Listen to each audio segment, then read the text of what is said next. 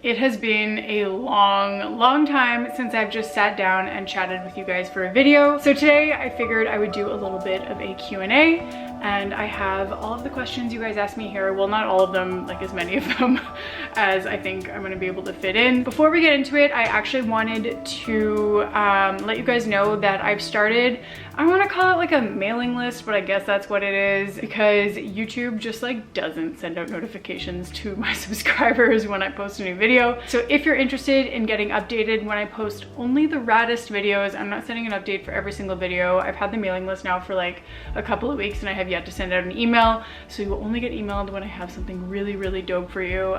Sign up below. I've left that as the link.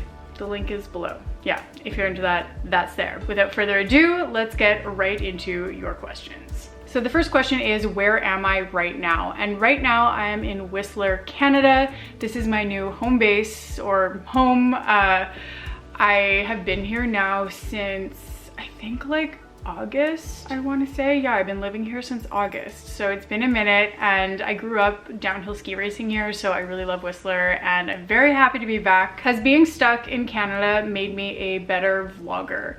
Honestly, I think yes, because I've been in Canada now for almost this entire year, and I never ever thought in a million years I would spend this much time vlogging in my home country.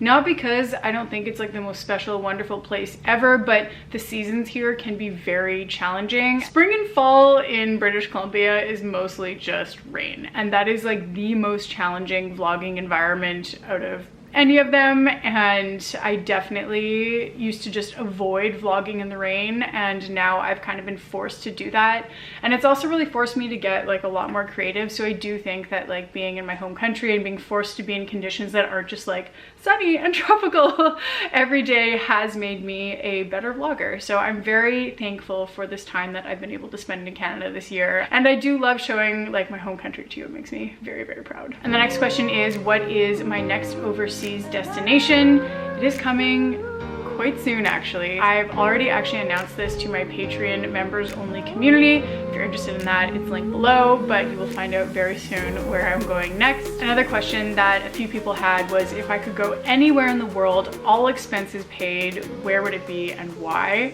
So if we're talking like all expenses paid, this changes things.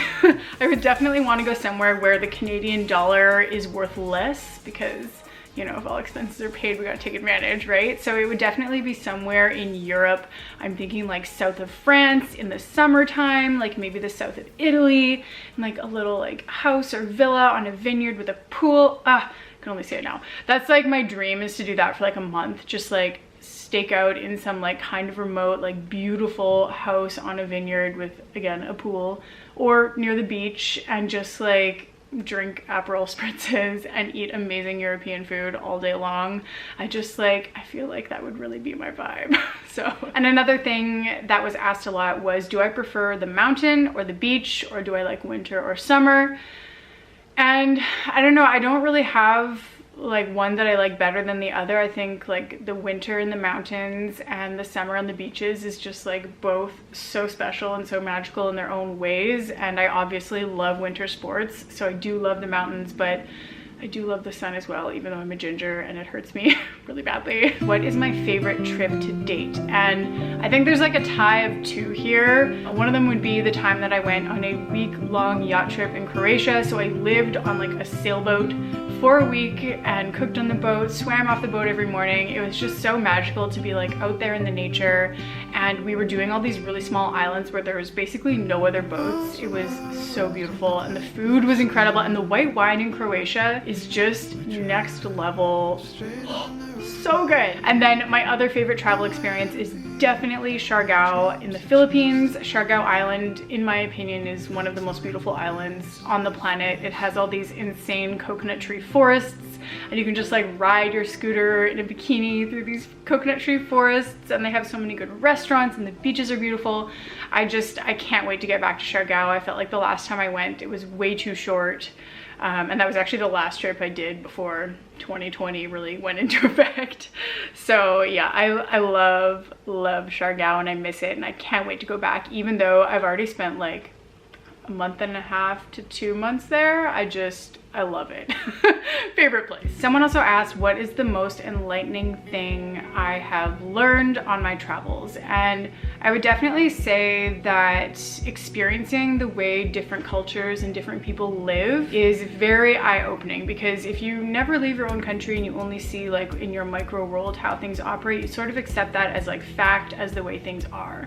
But when you begin to see other cultures and how they do things differently and experience life differently and have different beliefs, I think that it's really interesting, and you can really start to learn that like maybe my personal beliefs or my personal way of life are not like the only way. There's many different ways to live life, and maybe like something we do in my culture is done differently in this culture and I like it this way better. So I think just like experiencing the diversity in how people live has been the most enlightening thing for sure for me. Someone also asked what my favorite city is for food in the world. That's a really hard question to answer, because I feel like cities, there's so many of them that have such incredible food. Like obviously New York, Chicago, Montreal. I lived in Montreal for 2 months last year, and it was, oh my god, the restaurants in Montreal are just out of this world, and there's so many of them and they're all so good. And like the follow-up question to that was, what is my favorite type of cuisine? And I definitely love Italian. I love fresh handmade pasta. I am a sucker for that. I also love Chinese dumplings. I will purposely schedule a flight to transfer through Hong Kong or Shanghai so I can have a full day layover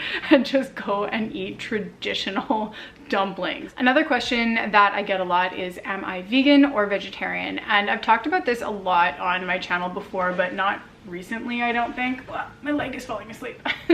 So I am right now about 90% vegan. I eat a little bit of seafood. So when you see me eating seafood in my vlogs, it's because I'm usually vlogging when I'm in a restaurant, and that's when I choose to treat myself and have seafood. To summarize, I really believe in eating plant-based because I think there's a huge disconnect for a lot of people between like what's on their plate and where that actually comes from. And a lot of people don't really, they don't either want to or they don't know what the process is of getting that meat on your plate. I've taken the initiative to research that since I was 15 years old. I've actually been mostly vegetarian. And once you see those things, you can't unsee them. So I would encourage you to do your own research and learn about where the food on your plate actually comes from, what its life is like and how it gets there. And maybe you will be encouraged to have a few more plant-based meals. But everyone's got to do what's best for them, and I love eating mostly plant-based with a little bit of flexibility to eat meat when I feel like it. So the next set of questions are more about like YouTube and my YouTube experience. And something I always get asked is, how am I so comfortable filming in public? Even like fellow YouTubers will be like, wow, you really do not give a shit. Like you just film out there in public in a huge crowd and don't care. And you gotta do it. The secret really is just having no shame and just accepting that people are gonna look at you, they're gonna stare at you, they might laugh at you, they're gonna judge you, but you know what? You're out there on your mission, you're creating your content, you are capturing a moment that you would never otherwise capture, and just like do your thing and have zero shame, because like who cares, man? We only live once, right? So you might as well do what you want to do, and you can't let other people staring at you stop you from doing something you love. The next question is about tips for getting discovered on YouTube, and it's definitely like not easy, and it took me I think like a full 1.5 years of posting 3 days a week consistently to have a video that like popped off a little bit on YouTube. The best tip to get discovered on YouTube is make videos about something that you really love. You know, you want to be doing it because you love making the content and not just to like get a lot of views. Like you want to be doing something that makes you happy and makes you passionate, which is why I'm always posting about travel and things I'm eating, because those are my favorite things in life. So even though I was only getting like 65 views, 150 views on YouTube, like I still kept making my videos because I loved it and I was having so much fun. So definitely like do something you really like. And as well, the most valuable advice that someone gave me is pick a niche and stick with it. So when I first started, I was really doing like daily life vlogs, exercise videos, cooking videos, like cocktail making videos, travel videos. And when I decided to just focus on travel and like highlight food experiences in my travel vlogs, that's when things really took off for me. Don't be discouraged if you're not getting a ton of views right away, but just do something you love. Make sure your thumbnails are good. Thumbnails and titles are everything. That's why you see hella clickbait on my channel. All right, next up, the number one asked question for this entire video was, am I in a relationship now and how did we meet? So if you've been watching my videos for the last few months, you can probably guess I am in a relationship now. Comment below if you want to guess who it is, but I think it's pretty obvious. And we actually met through Tinder and through Instagram. So like I had Tinder for a hot minute and then was like, no, like I need to focus on my own life, like delete the app. But I didn't delete my profile. So he messaged me on Tinder and like I was no longer using the app. And then he actually followed up on Instagram through the DMs and we connected that way. So I just think online dating is the greatest. I've made multiple videos about this before. I am so pro online dating. So I really encourage you, if you're single and like feeling discouraged, like I don't know, it's worked for me and it's going really well so far. I'm very happy. We're living together now. So yeah, it's really nice. I feel like I'm in a lot better place than I was when I made my last Q&A video. So now this was a really, really interesting question. If I could do it all over again, what would I change about my life? And even though I've had a lot of ups and downs in my life, I sort of had like a false start in a career that I thought I wanted when I was a marketing director for 4 years at a tech company. And then kind of felt like I was a bit behind when I started my YouTube, and it took me a few years to get going on that as well. But honestly, even though there's things where I think back like, oh, if I had started sooner, I'd be so much further ahead, I still honestly wouldn't change anything, because everything I learned in my corporate job, everything I've learned in past relationships and experiences I've had has really made me the person I am today. And I do believe that like every mistake or wrong turn or whatever you want to call it is really a learning experience, and it's all what you make of it. So yeah, I really wouldn't change anything, to be honest, and I feel very privileged to be in a position where I can say that. And someone else wants to know, what is the best Instagram photo I've ever taken? I'm like, I don't know the answer to that question. Let me check. I don't know what's like defines the best. I guess like my personal favorite would be the best one. I mean, there's a like this summer I got a lot of Instagrams that I'm very, very stoked on. I'll pop them up on the screen as I talk about them. One of them would definitely be Yoho National Park when I went to Golden. That was absolutely incredible. Another is Jacobson Glacier. Apparently I really like photos where I'm on boats.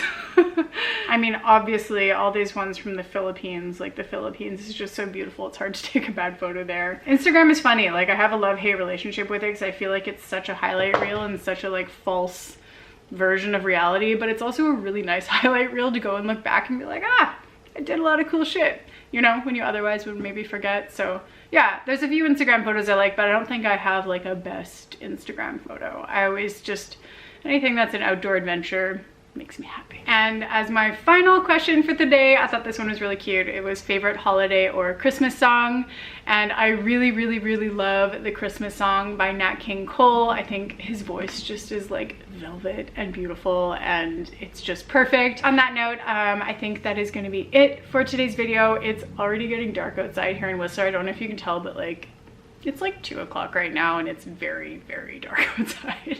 So yeah, I'm gonna call it for today. I'm sorry if I didn't get to your question. I answered as many as I could without making this video way, way, way too long.